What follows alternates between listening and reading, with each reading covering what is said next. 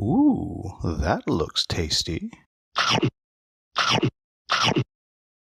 Welcome, folks, to The Hungry Gamers, back with another episode of the Monthly Menu. And as you can see, maybe at the beginning, the Monthly Menu thumbnail has changed, and I'm going to talk a little bit about why that had to happen at the end of this video. So, stay tuned! That said, I want to jump right into the picks for July. As predicted, the list did not happen. I knew it wasn't going to happen, but until we get it done, it will remain a pick every single month. Next was Scrap, and this was a game that I said I owe the publisher a review. It is overdue, and I just had not gotten it played at the right player counts in Meat Space. Well, the good news is now I have. I am now able to start recording my video of Scrap. This is a programming game, a little bit of a deck build.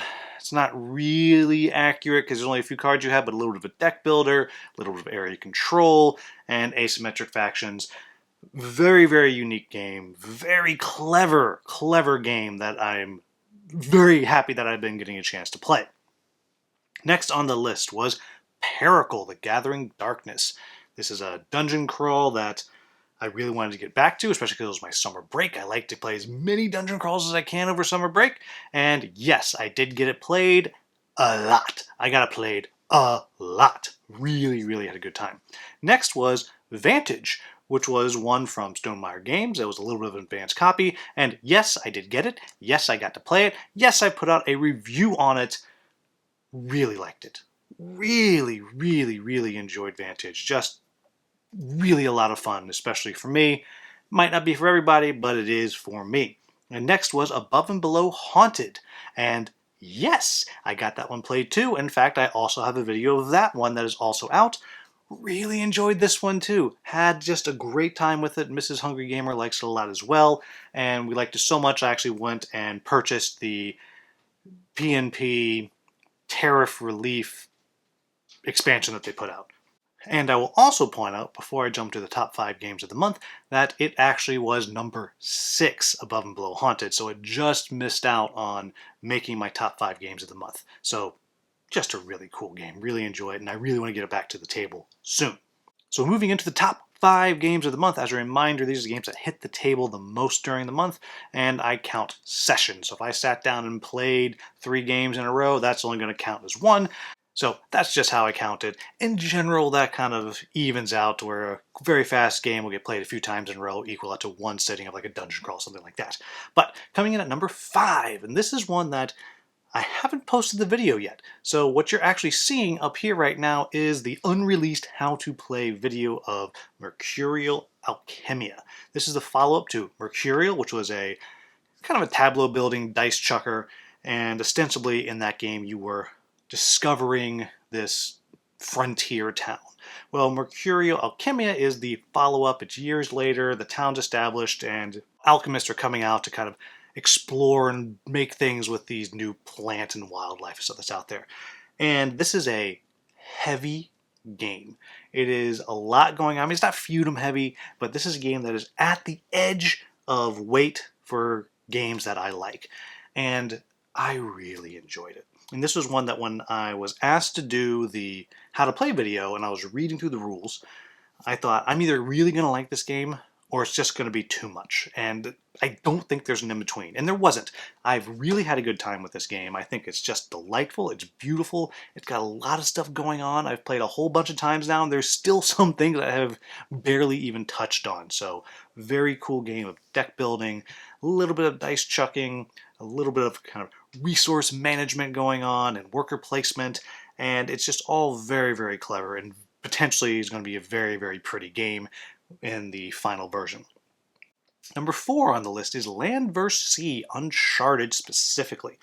This is a game that was one of my Game of the Year nominees several years ago, and I loved it then, and I've actually bugged the publisher a few times saying, Kim, when is there going to be an expansion for this? When are you going to give me something new? And he said, here you go.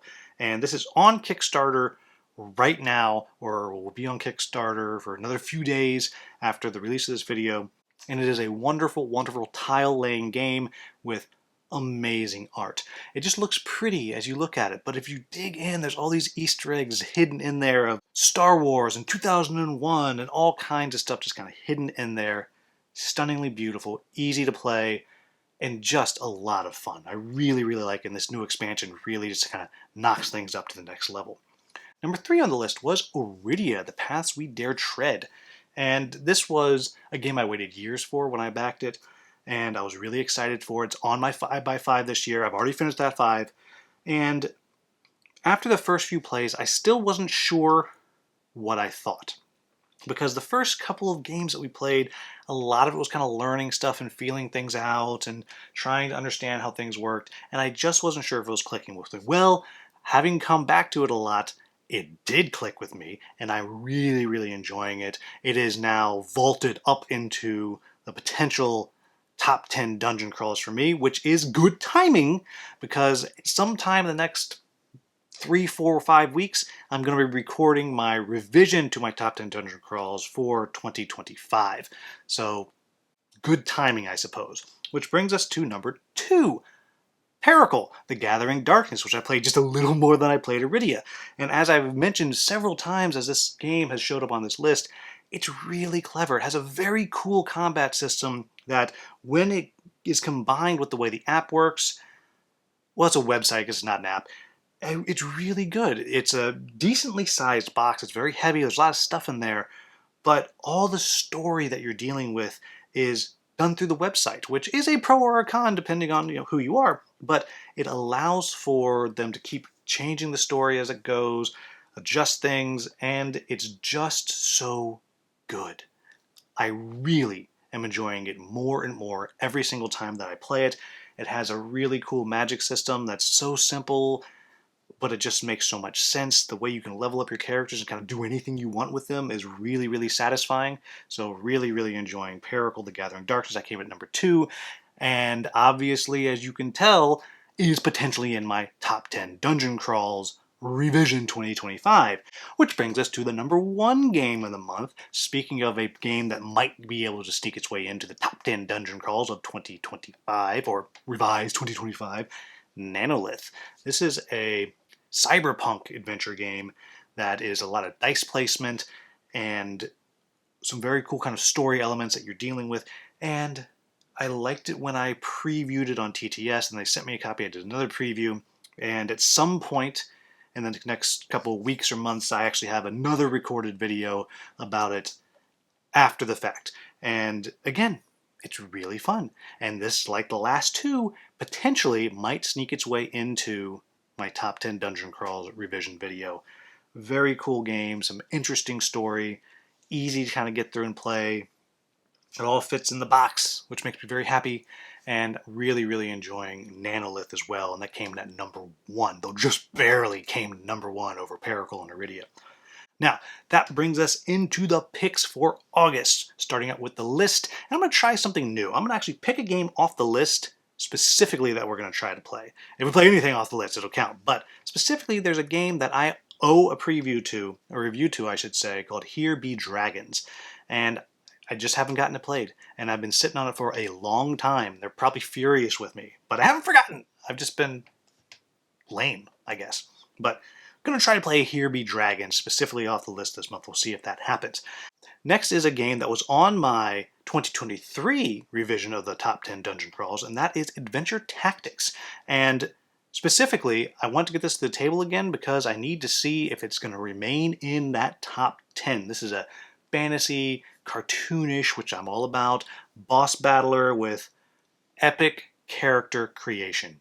Another game you can just do whatever you want with your characters.